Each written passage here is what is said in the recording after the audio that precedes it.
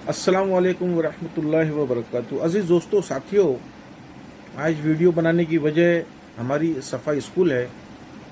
पिछले कुछ दिनों से काफ़ी बदअमनी चल रही है स्कूल के पेरेंट्स के अंदर। बहुत सारे लोगों को नोटिस दी गई है फ़ीस के ताल्लुक से। पीटीए मेंबर्स के बारहा कहने पे जो फ़ीस बढ़ाई गई है उसके ऊपर कोई बात नहीं हो रही है, उसका हिसाब किताब नहीं दिखाया जा रहा है। मैं उस बात को शुरू करने से पहले मैं फुरकान कुरैशी साहब की कुछ लाइन जो है ना आपके सामने पेश करूंगा। उसके मुखातिब हमारे उलमा इकराम और अपने आप को कौम के रहनुमा कहने वाले, मैं मुंबई के उलमा इकराम से ख़ास करके मुखातिब हूँ कि क्योंकि उनका क्या मामला है क्या नहीं है मैं किसी के बारे में तो लब कुशाई नहीं करूँगा, आप सब मुझसे ज़्यादा जानते हैं। फुरकान कुरैशी साहब कहते हैं, शोहरत नफ्स की जंजीर से बंधे हैं रहबर, शोहरत नफ्स की जंजीर से बंधे हैं रहबर, अब जुल्म के खिलाफ आवाज बुलंद कौन करेगा। सफ़ेद लिबास से ढापे हो बद आमाल, सफ़ेद लिबास से ढापे हो बद आमाल, महशर में आमाल मुनाफिकत का दिफा कौन करेगा, महशर में आमाल मुनाफिकत का दिफा कौन करेगा। रहबर की रहनुमाई में, रहबर की रहनुमाई में लुटा है काफिला, मुनसिफी रहजन है, अब इंसाफ की बात कौन करेगा। ये वीडियो बनाने की ज़रूरत तो बहुत सारी वजह है अलग अलग। आज मुसलमानों का हाल यही है, नाम नेहाद कारोबारी सियासतदान बहुत सारे लोग बहुत मुसलमानों की बात करते हैं, बहुत मुसलमानों को इंसाफ दिलाने की बात करते हैं। किससे? आरएसएस की बात करेंगे, बीजेपी की बात करेंगे, विश्व हिंदू परिषद की बात करेंगे। गोया मुखालिफ लोगों की वो बात करके ये दिखाना चाहते हैं कि मुसलमानों के दुश्मन ये हैं। वो है नहीं है वो बात का मसला है। असल दुश्मन मुसलमान का मुसलमान ही है।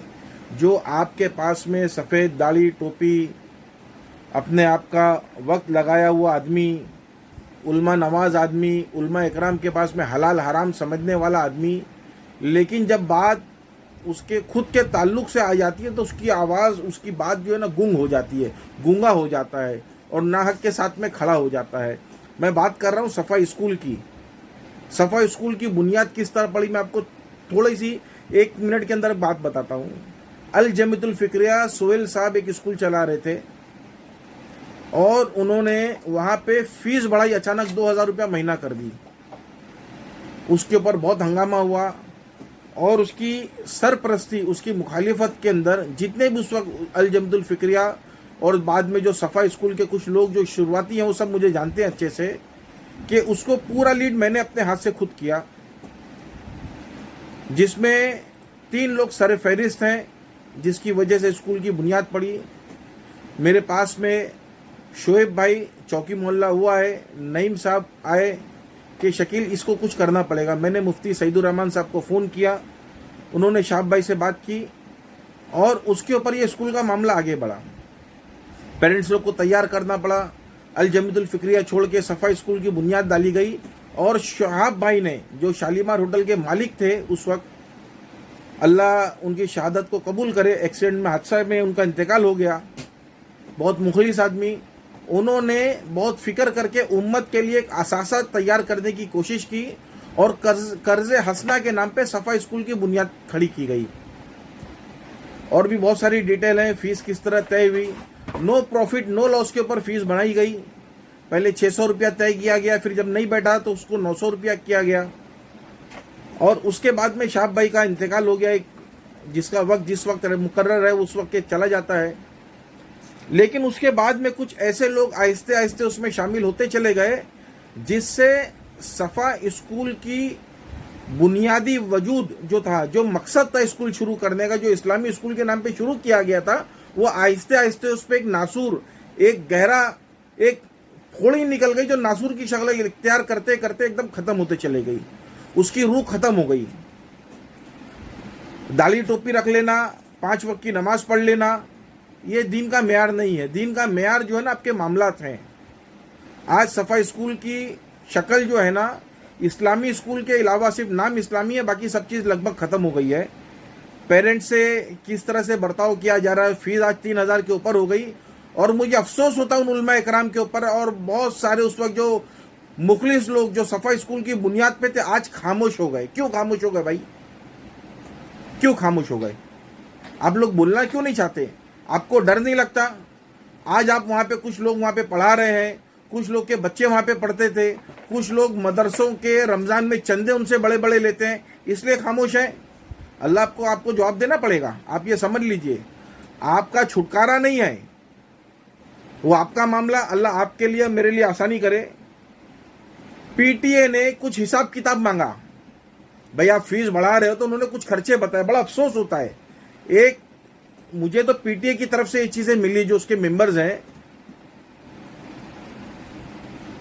आप सोचिए एक प्रोग्राम हुआ बिरला मातोश्री में जिसका इन्होंने खर्चा दिखाया 6.5 लाख रुपया। लोगों ने जाके पता किया, पेरेंट्स ने, सिर्फ 65,000 रुपया उसका किराया है, और समझ लीजिए 35,000 और खर्चा हुआ होगा, 1 लाख रुपया। तो बाकी पैसा 6 लाख में से 6.5 लाख में से अगर लाख निकालते हो 5.5 लाख रुपया बचता है। उसी तरह पिकनिक का इन्होंने हिसाब बताया 16.5 लाख, और खर्चा कितना हुआ वो आप देखिए। किरत कंपटीशन, मतलब आप किरत कंपटीशन कर रहे हो, कुरान शरीफ की तिलावत का आप अच्छी किरत का कंपटीशन कर रहे हो, उसमें आपने 6.5 लाख का खर्चा दिखाया है, आप उसका हिसाब नहीं दे पा रहे हो। मतलब किस चीज के अंदर आप लोग क्या कर रहे हो? अरे अल्लाह के बंदो, कुछ तो डरो।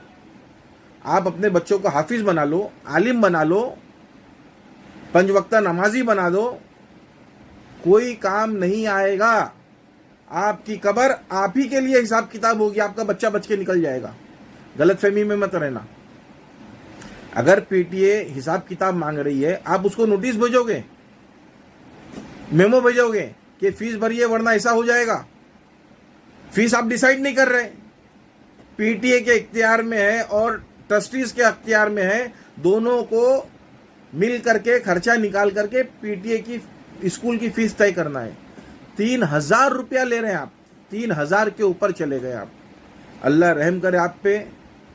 अगर स्कूल के ऊपर कोई मामला आता है, कोई इंतहाई कदम उठा के और किसी और इदारे में जाके मूव करता है और स्कूल को खतरा लाहक होता है बंद होने का, या पूरा मैनेजमेंट बंद होने का खतरा लाहक होता है, या कुछ ट्रस्टी उनके ऊपर कानूनी कार्रवाई होती है, तो उसके सारे जिम्मेदार ट्रस्टी हजरात हैं। अभी भी वक्त है, पीटीए के साथ में, पेरेंट्स के साथ में मामले को शरई एतबार से हल कर ले। अल्लाह और आपको हमारे लिए आसानी फरमाए।